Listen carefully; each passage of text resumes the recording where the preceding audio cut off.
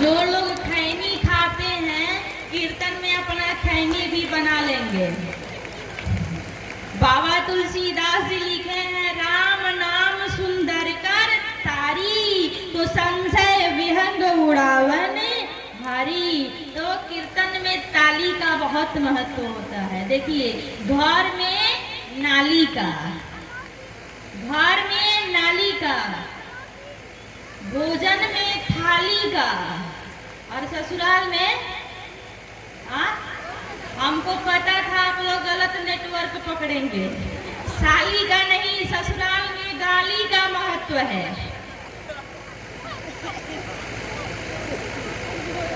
भोजन में थाली का, घर में नाली का, कीर्तन में ताली का महत्व है। इसलिए ताली बजाते हुए आनंद छवि घन श्यामा, बोलो जय सिया रामा। आनंद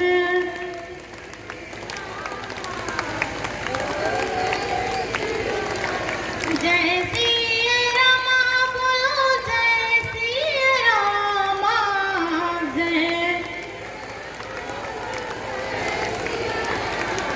जय सिया रामा, बोलो जय सिया रामा। जय आनंद छवि घन श्यामा, बोलो जय सिया रामा। आनंद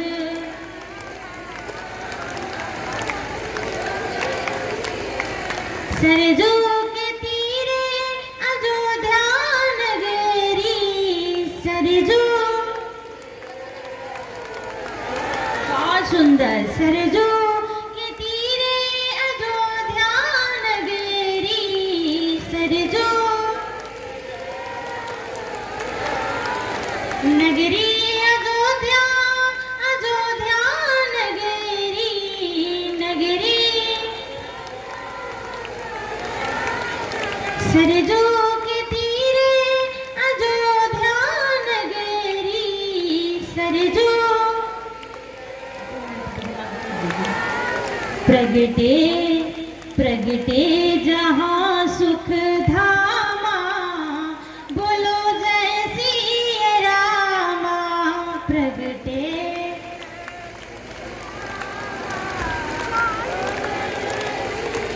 प्रगटे जहाँ सुख धामा, बोलो जय सिया रामा।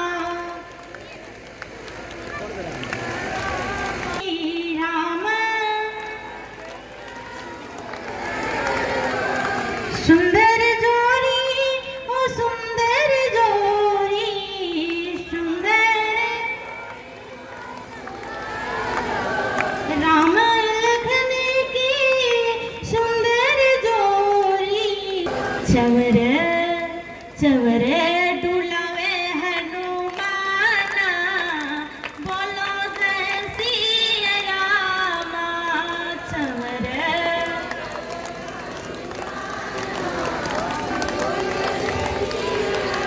चवर डुलावे हनुमाना, बोलो जय सिया रामा। चवर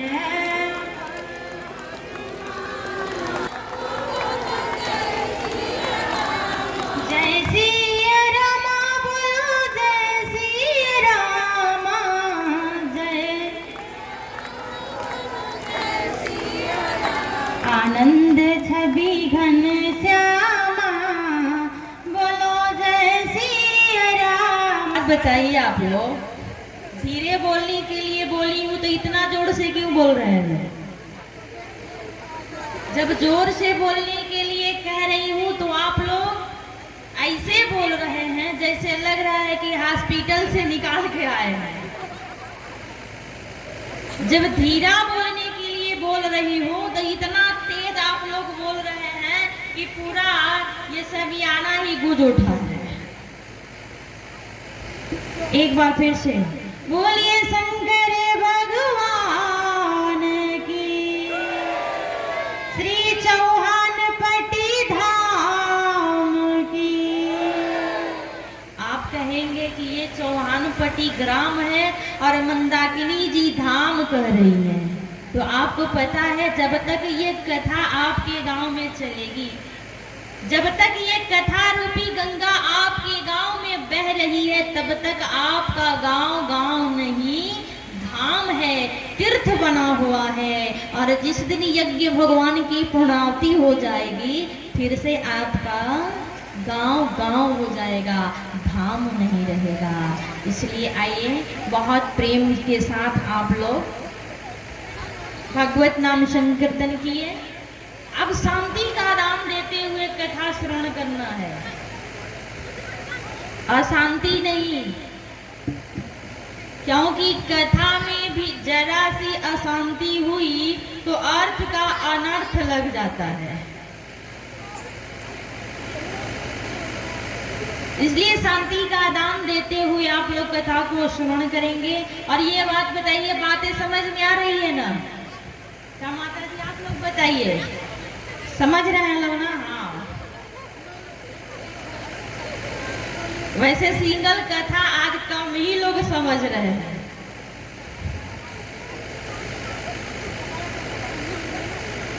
ऐसा कुछ नहीं है, ये तो मैं ऐसे ही बोली। कथा शांति का ही चीज है और बहुत अच्छा लगा कि आप लोग इतने प्रेम से, इतनी शांति से बैठे हुए हैं, इतने अच्छे से कथा सुन रहे हैं। ये कम बात नहीं है। क्या हुआ भैया? इन बच्चों से बहुत डर लगता है। ये बच्चे बहुत खतरनाक होते हैं, बिना लाइसेंस वाले बच्चे बहुत खतरनाक। ये कब आपस में भिड़ जाए कोई गारंटी नहीं है। एक पंडित जी हवन करा रहे थे, हवन, और एक 5 साल का बच्चा बैठा था। बाबा एक लड्डू दिए और बोले कि बेटा हवन कुंड में डाल दो और बोल दो कि स्वाहा। और बाबा देख के लड्डू आंख बंद कर लिए, और जब आंख बंद कर लिए तो बच्चा क्या किया, कहा अपने मुख में लड्डू डालकर बोलता है पंडित जी आहा। बाबा की बोलती ही बंद हो गई। तो ये बताना चाहूंगी, जिस कथा में हम और आप बैठे हुए हैं, ये क्या है? कहा तो इस धरा धाम पे 2 गंगा बहती हैं। क्या हो गया है?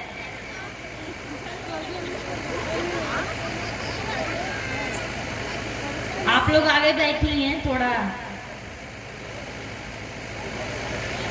इस कथा रूपी गंगा में और ज्ञान गंगा में ध्यान देंगे, इस रामचरितमानस में 2 गंगा बहती हैं। एक का नाम है देव नदी गंगा और एक का नाम है ज्ञान गंगा। विचार करके देखेंगे तो दोनों गंगा जी के उद्गम का स्थान यानी प्रकट होने वाला स्थान एक ही है, 2 नहीं है। कैसे एक है? कहा एक गंगा शंकर जी के सिर से निकलती है यानी जटा से, और एक गंगा शंकर जी के हृदय से निकलती है, हृदय से, जिस गंगा में हम और आप बैठे हैं। अंतर क्या है? कहा जो गंगा शंकर जी के सिर से निकलती हैं वो यहाँ नहीं बहती, वो हरिद्वार में बहती है। जो गंगा सिर से निकली है, जिन्हें देव नदी गंगा कहते हैं, वो गंगा हरिद्वार प्रयाग में बहती है, यहाँ नहीं बहती। लेकिन यहाँ बहाने के लिए बाबा तुलसीदास जी ने गंगा को रखा, जो कि हमारे भोले बाबा के हृदय से निकली हुई है, जिनका नाम है भक्ति रूपी गंगा। करती क्या है? कहा कि देव नदी गंगा में, यानी जो गंगा हरिद्वार में बहती है, उस गंगा में यदि आपका मन करे स्नान करने के लिए तो सब लोग नहीं जा पाएंगे। जा पाएंगे? जैसे जो वृद्ध हो गया है वो नहीं जा पाएगा। दूसरा जो निर्धन है यानी गरीब है वो भी नहीं जा पाएगा। उस गंगा में कौन जाएगा? कहा जिसका स्वस्थ शरीर होगा, जो धनवान होगा, वो जाएगा हरिद्वार और जाकर के उस पवित्र गंगा में स्नान करके और अपने मन और तन को पवित्र करेगा। लेकिन बाबा तुलसीदास जी मानस में सबके बारे में सोचे हैं, एक रंग के बारे में भी और एक राजा के बारे में भी। बाबा तुलसीदास सबका उद्धार किए, मानस में लिख दिया। क्या कहा कि इसमें दो गंगा रहेगी, एक धनवान के लिए और एक सबके लिए। अब मानिए इस गंगा में जो आपके गांव में बह रही है, इसमें आप लोग कथा सुनने के लिए आए हैं, तो आप लोगों को खर्चा क्या करना है? ज्यादा मन बनेगा तो 100 रुपया चढ़ाकर प्रणाम कर लेंगे, यही ना। मन नहीं बना तो भी नहीं करेंगे, प्रसाद लेंगे, आरती लेंगे और चल देंगे, कुछ खर्चा नहीं लगेगा। क्यों? कहा ये भोले बाबा के हृदय से निकली हुई है, इन्हें मानस गंगा कहते हैं, भक्ति रूपी गंगा कहते हैं। अंतर कितना है?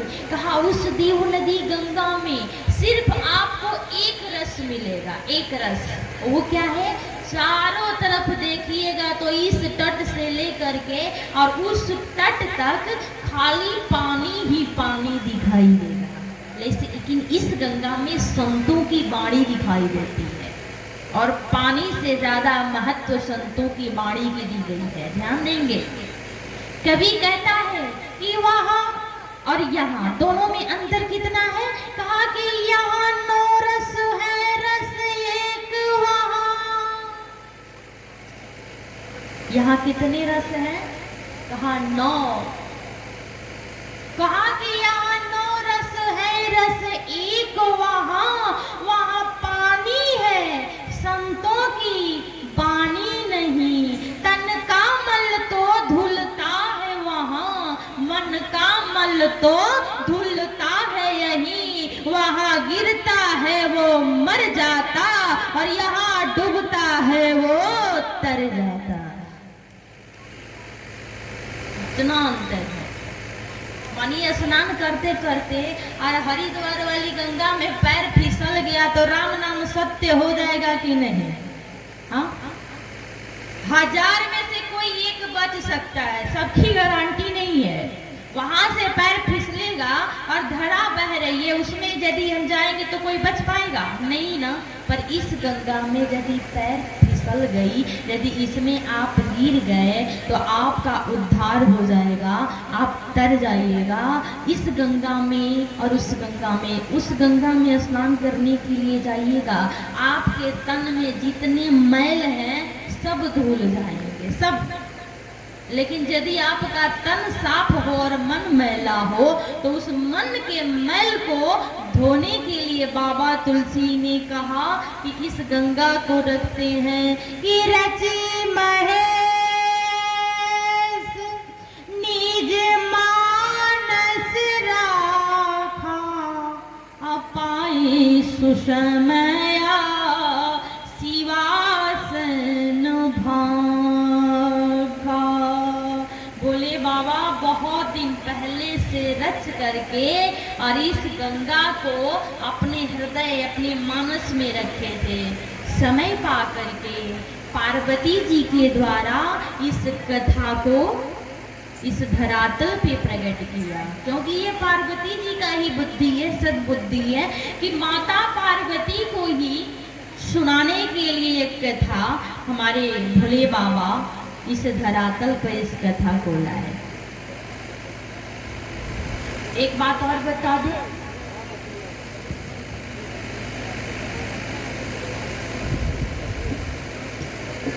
बाबा तुलसीदास जी महाराज रामचरितमानस लिखे। शंकर भगवान अपने मन में रच करके बहुत दिन पहले से रखे थे। तब गोस्वामी तुलसीदास जी एक साधक बने और बन करके रामचरितमानस की रचना कर दी, लिख दिया। नहीं तो शंकर जी की वाणी बोल रही है। और क्या ध्यान देंगे, यहाँ भी बहुत सारे लोग कथा सुनने के लिए आए हैं। कुछ लोग सती बन करके आए होंगे तो कुछ लोग पार्वती बन करके आए हैं। कथा सती भी सुनी और कथा पार्वती भी सुनी, लेकिन दोनों के कथा सुनने में, दोनों के शैली में, दोनों के भाव में, दोनों के समाधान में बहुत अंतर बताया गया है। क्योंकि एक बार की बात है, बाबा तुलसी को लिखना पड़ा कि एक बार त्रेता जुग माही अशंभु गए कुंभज ऋषि पाही। असंग सती जग जननी भवानी पूजे ऋषि अखिलेश्वर जानी। कहा संग में कौन जा रहा है कथा सुनने के लिए, साथ में कौन जा रहा है, कहा संग सती जग जन